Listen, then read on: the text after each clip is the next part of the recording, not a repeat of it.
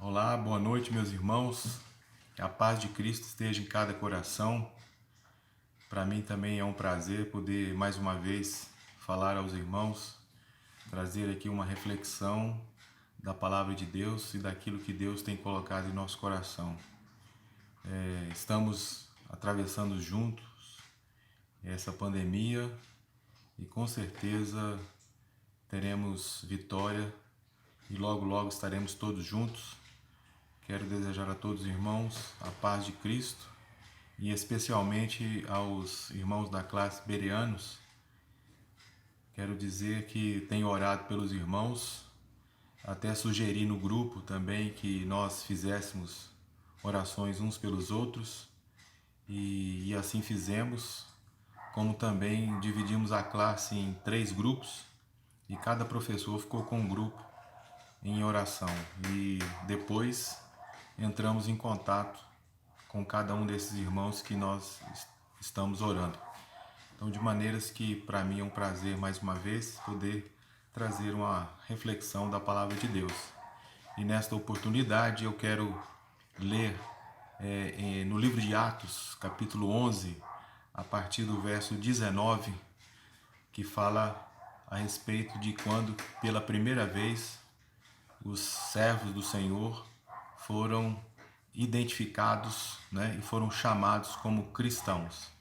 Então este nome não é um nome que nós mesmos nos demos a nós, né?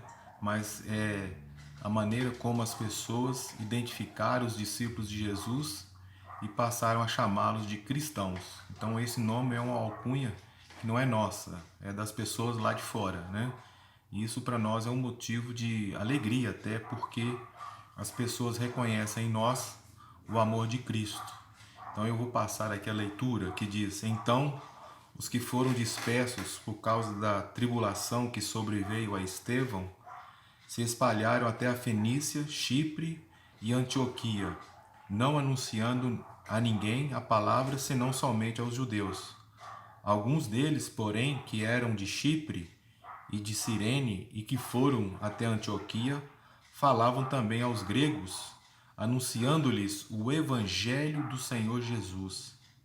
A mão do Senhor estava com eles e muitos, crendo, se converteram ao Senhor.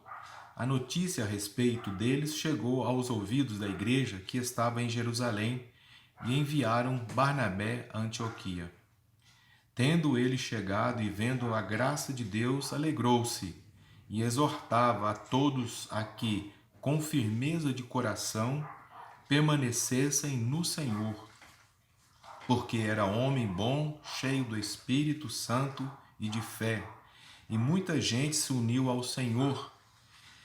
E partiu Barnabé para Tarso à procura de Saulo. Tendo-o encontrado, levou-o para Antioquia, e por todo um ano se reuniram naquela igreja e ensinaram numerosas multidão. Em Antioquia foram os discípulos pela primeira vez chamados de cristãos. Então, meus amados, nessa palavra eu quero refletir com os irmãos de algo que nos preocupa, né, que tem nos preocupado nos últimos dias, que são os desafios de ser igreja em tempo de pandemia. Pensando assim, eu enumerei aqui alguns itens que eu quero que os irmãos pensem comigo também, que esses desafios, né, não são diferentes daqueles encontrados pelos servos de Deus ao longo da história, né? Desde o momento em que a palavra do Senhor passou a ser anunciada, comunicada, inclusive não só para os judeus, mas para os gentios, nós temos enfrentado diversas dificuldades, né? Temos enfrentado diversos obstáculos e no nosso tempo nós estamos aí com esse desafio diante de nós, né? E então eu quero pensar com os irmãos de alguns desafios que nós temos em ser igreja em tempos de pandemia. Então, pensando aqui na palavra, nesses versículos que eu li, né, como texto para nós e não como pretexto, como alguns têm feito com a palavra de Deus, eu quero primeiro enumerar aqui com os irmãos que é a respeito da comunhão, né? O fato daquelas pessoas nas cidades pelos quais os discípulos passaram, eles começaram a identificar neste grupo de servos do Senhor Jesus algo diferente, algo que até então eles não tinham vivenciado, né? E nem sequer tinham visto algo tão maduro, né? Tão profundo, que era a comunhão que os servos de Deus têm uns com os outros, assim como nós temos também entre nós, né? Dada a nossa preocupação de todos ali da classe bereanos uns com os outros, temos comunicado uns com os outros. Eu particularmente tenho conversado com alguns irmãos da classe, tenho ligado para saber como é que estão passando e até mesmo tenho orado e tenho lembrado nas minhas orações desses irmãos. Então, o primeiro desafio para nós é mantermos a nossa comunhão, né?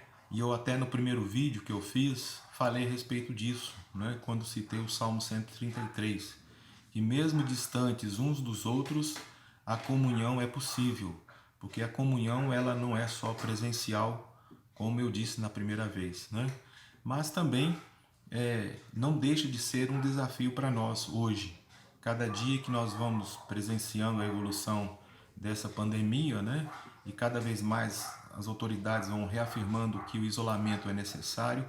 Então nós temos que nos resguardar cada vez mais, não deixarmos ser influenciados, né, nem por um nem por outro, mas permanecermos como os primeiros cristãos permaneceram. E olha que eles não estavam enfrentando uma pandemia, pelo contrário, eles estavam enfrentando uma perseguição terrível, né, que se iniciou com a morte de Estevão, mas nem por isso a palavra de Deus deixou de ser anunciada. Veja que nos versos que eu li aqui, parece-nos que os primeiros discípulos que eram convertidos ao Evangelho, principalmente judeus, eles se limitavam apenas de falar para os judeus.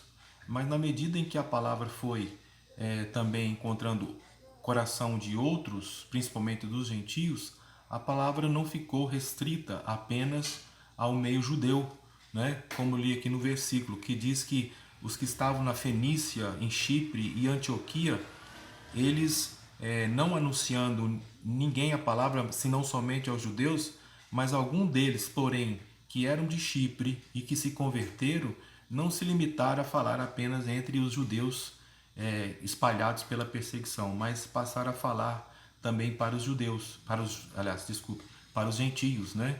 E a palavra de Deus diz que quando a semente caiu, né, nesse terreno fértil, se multiplicou, proliferou e muitos vieram arrepender-se e a converter-se a Jesus.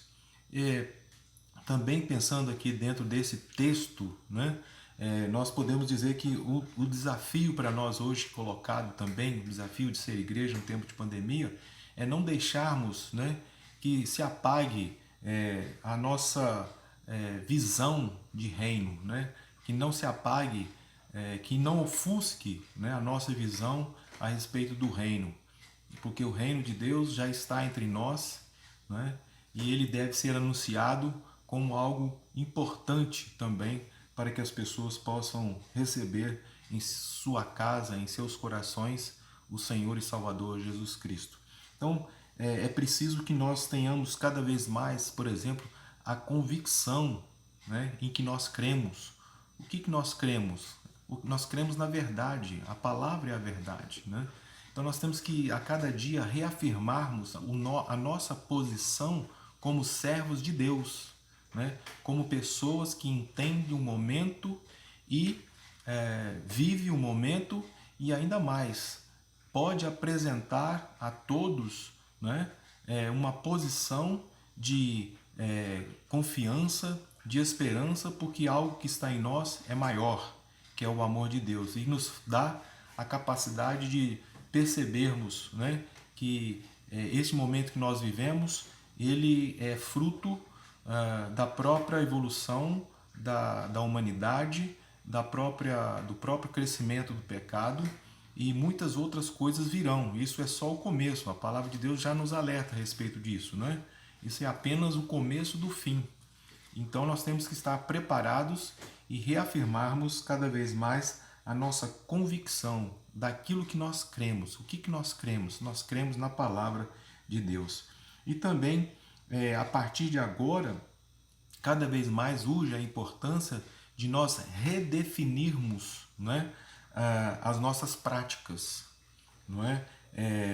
Uma boa parte daquilo que nós cremos não é só teologia, é também prática, né? É também liturgia. Né? Então é preciso que a cada dia nós tenhamos uma clara, né, evidência de que a nossa prática no cotidiano, não só dentro de um templo, mas fora do templo, né, que nós possamos ter a grata satisfação de sermos reconhecidos como cristãos, como os primeiros discípulos foram. Então, que a alcunha de cristão não parta de nós, mas que possa ser reconhecida pelas pessoas que estão lá fora e identificar em nós as marcas de Cristo e fazer com que elas então venham a crer no Senhor Jesus, né? Venham a receber, como aconteceu aqui no texto que ora eu li para os irmãos. Quando as pessoas tiveram contato com esses primeiros discípulos e perceberam algo diferente nelas, elas passaram a crer naquilo que estava sendo pregado por esses discípulos. Assim deve acontecer conosco nos nossos dias, né? Então, os desafios de ser igreja nos faz pensar que nós temos então que mantermos, né, firmes, com o propósito de servir ao Senhor em qualquer circunstância e demonstrarmos a nossa fé, que é inabalável. Que todos os irmãos então tenham uma boa noite e sejam abençoados e guardados pelo nosso Senhor Jesus. E eu farei uma oração neste momento. Senhor Jesus, abençoa todos nós, ó Pai, abençoe a Tua igreja, abençoe a nossa sociedade, o nosso país, os governantes. Ó Pai amado, tenha misericórdia. Nós te pedimos que o Senhor coloque as Tuas mãos poderosas, ó Pai, aplacando esta pandemia e que tudo possa voltar a funcionar, até mesmo a nossa comunhão ali no templo, e que o Senhor possa curar os enfermos, ó Pai, e possa trazer alento aos corações e a paz do Senhor Jesus. E em nome dele eu oro. Amém.